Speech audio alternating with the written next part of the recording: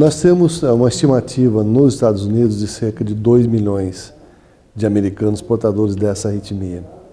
No Brasil, a gente fez um estudo recentemente no Dante Pazzanese com a técnica de teleeletrocardiografia e nesse material, cerca de 2,3% dos indivíduos era portador de fibrilação atrial. Um dado interessante é que um percentual semelhante foi encontrado pelo grupo da teleeletrocardiografia da Escola Paulista de Medicina. Um dado exatamente semelhante ao nosso. Então, uma estimativa hoje no Brasil, ao redor de 1,5 milhão, 2 milhões, nos Estados Unidos cerca de 2 milhões, na Europa ao redor de 4 milhões de indivíduos.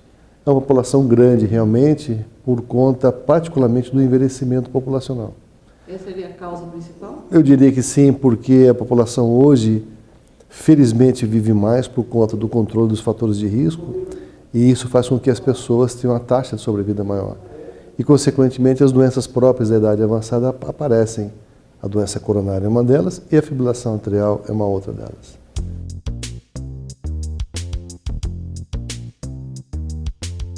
Ok, é uma conta interessante isso aí. No Brasil, a gente sabe, e também nos Estados Unidos, que é a principal causa de morte da população. No Brasil, o AVC é indiscutivelmente a principal causa. São 400 mil AVCs por ano, dos quais 100 mil morrem. Desses 400 mil AVCs, cerca de 20 a 25% são causados pela fibrilação atrial. Então você pode ter uma ideia da quantidade de indivíduos que morrem no país hoje por conta do AVC secundário à fibrilação atrial. É um percentual razoável.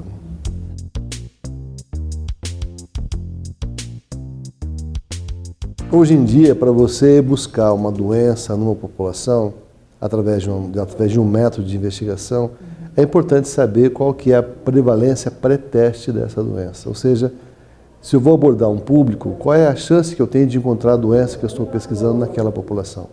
Então, se houver uma escolha adequada dos pacientes que deverão ser submetidos à investigação, indiscutivelmente, o resultado é melhor.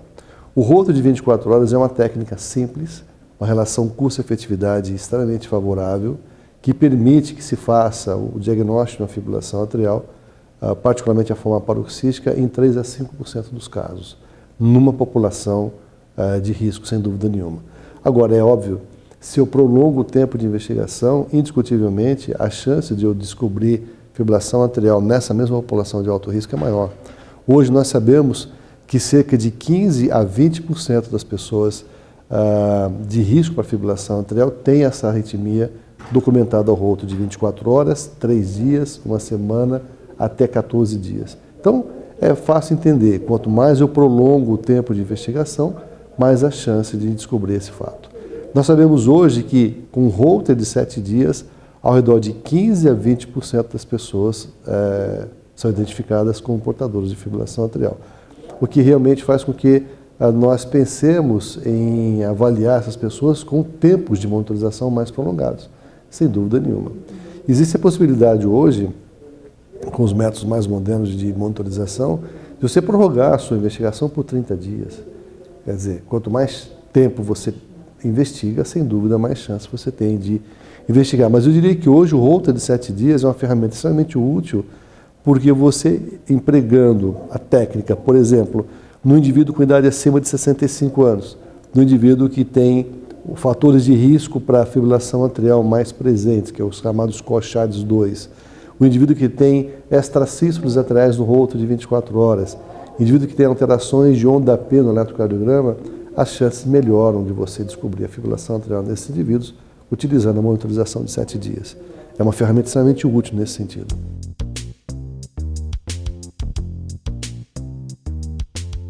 Eu acho que, indiscutivelmente, a educação médica continuada, que é prestada particularmente para as pessoas que trabalham na área de Holter. Isso é uma coisa importante. São discutidos vários assuntos ligados a assuntos extremamente atuais, isso é muito importante. Com a experiência do grupo que está fazendo, que participa desse simpósio, você transmite aos médicos que vêm assistir uma atualização extremamente importante, informações recentes da literatura médica nacional e internacional, e que só tende a melhorar o conhecimento das pessoas que dele participam. Eu acho que é importante. É uma prestação de serviço que a Cardios tem, indiscutivelmente, de alto nível, porque são temas selecionados, são pessoas que falam muito bem do assunto que foram convidados a falar e tem aí uma quantidade grande de informações que pode ser trazida para essa população de médicos que nos procuram. Eu acho que o benefício é muito grande. Não adianta você ter somente comprar o equipamento, etc., e eventualmente não desfrutar do conhecimento de coisas ligadas àquele assunto. Eu acho que a grande vantagem desse tipo de evento é você transmitir conhecimento, você transmitir experiência, discutir resultados de exames, por exemplo, que, na minha opinião, realmente é extremamente favorável. Eu acho que isso é importante.